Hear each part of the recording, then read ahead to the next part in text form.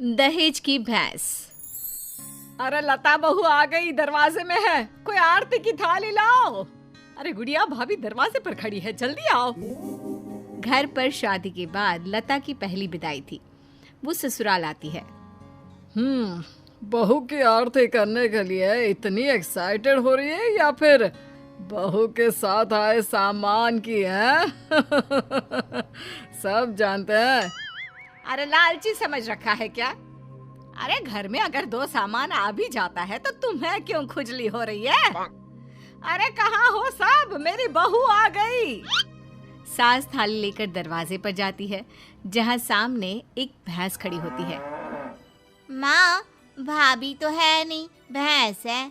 बोलो तो कर दे आरती। भैंस? भैंस कहाँ से आ गई? तभी लता आ जाती है। वो क्या है ना, पापा ने कहा है कि जा रही हो तो भैंस भी ले जाओ। वहाँ ससुराल में लोगों को दूध दही का फायदा हो जाएगा ना। तो ले आए हम। अरे वाह, कहाँ तो बूंद बूंद दूध के लिए तरसते थे, अब तो नदियाँ बहेंगी नदियाँ। लेकिन ये भैंसियाँ खड़ी कहाँ होगी? रुको, तुम्हारे ससुर से पूछते हैं। सास अंदर बैठे ससुर को आवाज देती है। आज सुन रहे हो? बहू का ये सामान कहाँ रखना है और ये कहाँ रहेगी? ससुर जिसे पता ही नहीं कि दरवाजे पर भैंस खड़ी है। अरे करना क्या है, वो ऊपर का कमरा ही तो बनवाया था ना, वहीं रहेगी और कहाँ जाएगी? हैं? ऊपर के कमरे में रखे? अरे लेकिन इतना ऊपर चढ़ेगी कैसे? अरे पैरों से, और क्या पंख उगाना है? बड़ी ही गंवार औरत हो तुम। और अब बहू आ गई है, जल्दी से अंदर ले आओ आरती करके।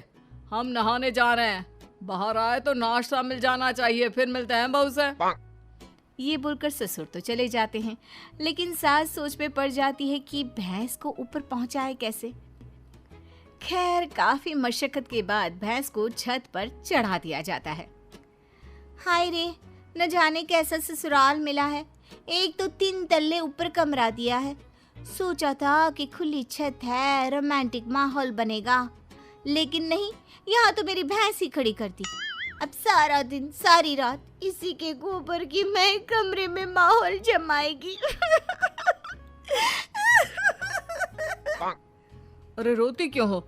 जानती हो ना, घर में पापा का ही राज चलता है। अरे मुझे खुद समझ में नहीं आ रहा कि कैसे पापा ने ये भैंस छत पर चढ़वा दी।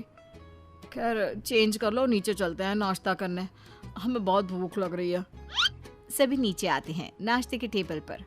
और बताओ बहू, घर पर सब कैसे हैं? पिताजी को बोलते तो वो भी आ जाते, इसी बहाने मुलाकात हो जाती। और वो भी देख लेते कि कितनी शानदार व्यवस्था की है हम लोगों ने तुम्हारे रहने की। कमरा पसंद तो आया ना बेटा? हाँ पापा जी, बहुत। लेकिन वो भैंस। कौन सी भैंस बहू? वैसे भैंस से याद आया, तुम लोगों के मायके में तो भैंस ही भैंस है, तो कम से कम तुमने भैंस की सेवा, दूध निकालना, भैंस को नहलाना, ये सब तो सीखा ही होगा ना? बहू ससुर के सवाल से एक्साइटेड हो जाती है। सीखा? अरे हाथ में जादू है हमारे। भैंस को देखते हैं कि वो दूध देना शुरू कर देती है, और नहलाने का तो ये है कि अगर हमने भैंस या नहला दी ना पिताजी, तो फिर वो भैंस नहीं रहती। हाँ। क्या बात है? फिर क्या बन जाती है? बकरी? चुप। मतलब कि हमारे हाथ में इतना जादू है कि भैंस भैंस नहीं, रंग खिल कर ना उसका बतख की तरह सफेद हो जाता है। अरे 1 घंटे में 75 भैंस नहलाने का रिकॉर्ड हमने बनाया था जी एक बार। हाँ, ये सब तो ठीक है बहू, वैसे भैंस दूध कितना देती है? बहू फिर शेखी में आ जाती है। वैसे तो क्या है ना माँ जी, देती तो सिर्फ 4 किलो सुबह और 4 किलो शाम को, लेकिन जब मैं दूध निकालने बैठी हूँ ना, तो प्रेशर में 10 किलो सुबह और 10 किलो शाम को देती है। बस फिर क्या, ये सुनकर ससुराल वाले इम्प्रेस हो जाते हैं।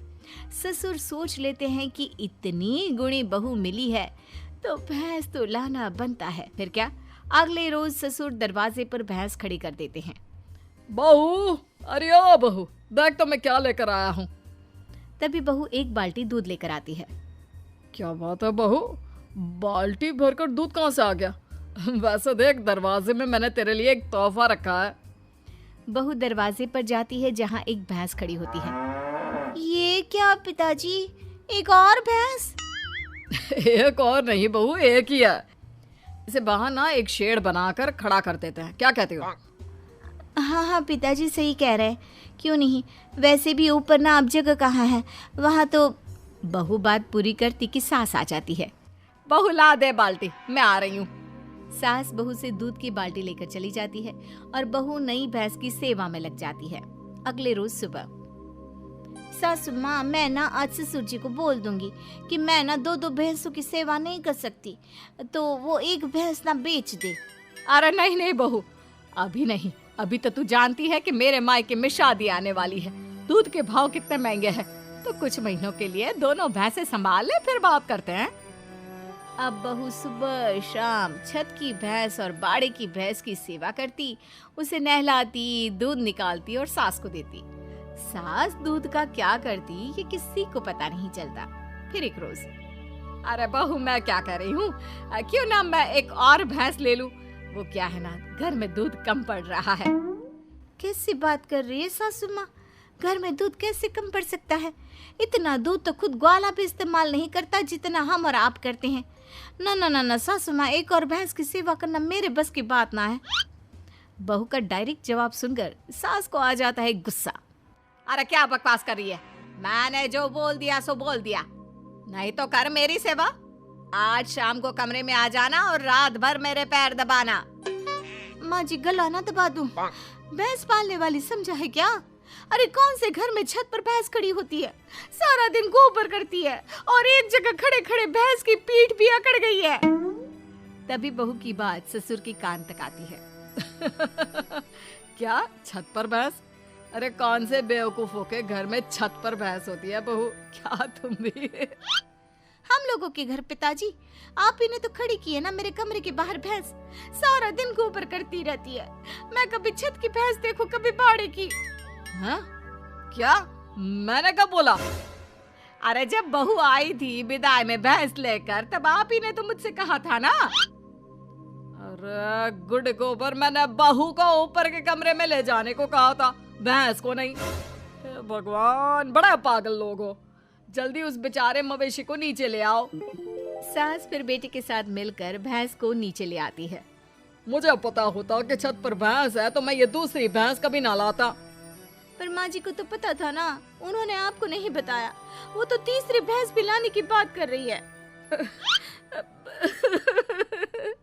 अरे वो तो मैं दूध बेचने का बिजनेस करने की सोच रही थी, इसलिए। सासू माँ प्लीज ऐसा कुछ भी ना सोचा करे। भगवान।